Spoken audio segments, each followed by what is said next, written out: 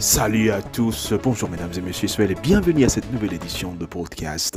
Alors je suis Vito, aujourd'hui nous avons le réel plaisir, le privilège de recevoir madame Barbara Estevi. Elle a parlé des élections françaises. Bien évidemment, elle fait des études de la diplomatie, donc elle s'intéresse beaucoup à la politique internationale. Alors elle va nous parler sur les élections françaises, elle va nous donner son opinion et bien évidemment nous allons apprendre, soit être inspiré sur sa façon de voir les choses. Alors bonjour Barbara, comment tu vas? Tu vas bien? Salut Vito, je vais très bien pour l'invitation. Bien, je suis Barbara. C'est en fait mon premier podcast et je vais parler des élections françaises.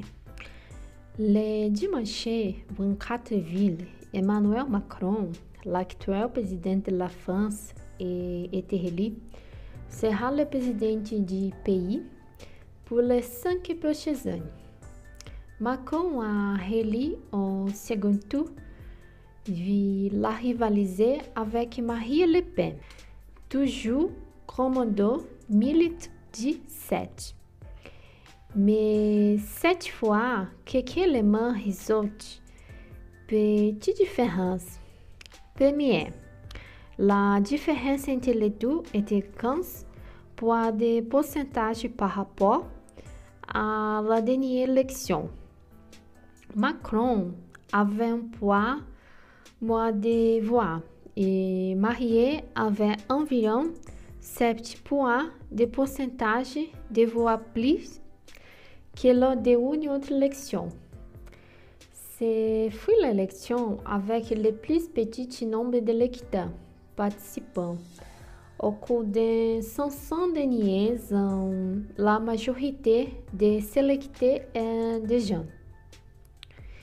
L'élection déroule dans un contexte de discrète politique dans le monde. Et la France est un pays en 2017 qui a montré que ce mouvement s'est souvenu. Alors, Macron a été élu en 2017 fortement basé sur la question de la différence. Il a fondé un parti pour montrer qu'il était différent de ce qui existe déjà. Second, Marine Le Pen, a première revanche en vue de connaissance de la politique française, dont son nom de famille, toujours considérée comme un candidate d'extrême droite. Elle a tenté d'assurer son ton à cause d'un autre candidat qui se présentait comme d'extrême droite. Alors, voulait ressembler à plus neutre, plus calme. Le troisième point qui retient l'attention est la transfert de place de Jean-Luc Mélenchon, du parti d'extrême gauche.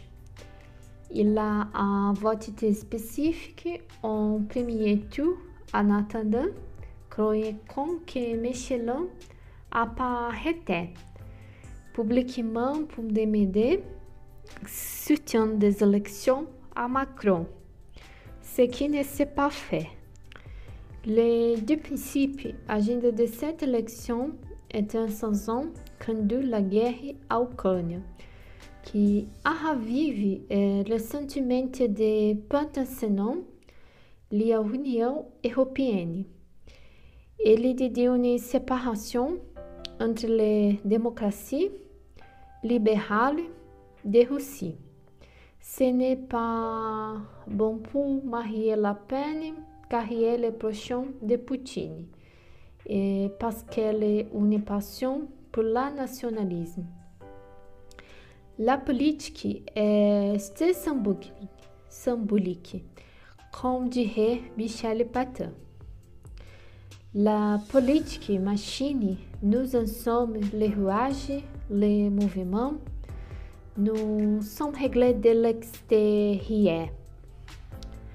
Alors, au moment de remerciement, Macron à Milimi de l'Europe.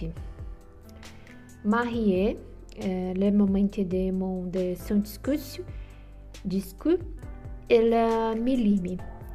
Vive la République, vive la France, montrant contre le plus nationalisme. Alors, merci beaucoup de m'avoir pour votre attention. Et voilà, Vito.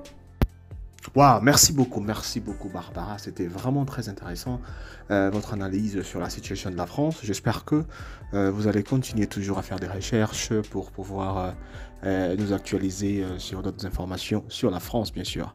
Alors, mesdames et messieurs, merci beaucoup de votre attention. Nous avons reçu Barbara. Barbara nous a parlé des élections françaises. J'espère que dans les prochaines éditions, nous allons la recevoir pour nous parler d'autres sujets très importants aussi, très intéressants. Merci beaucoup et à la prochaine.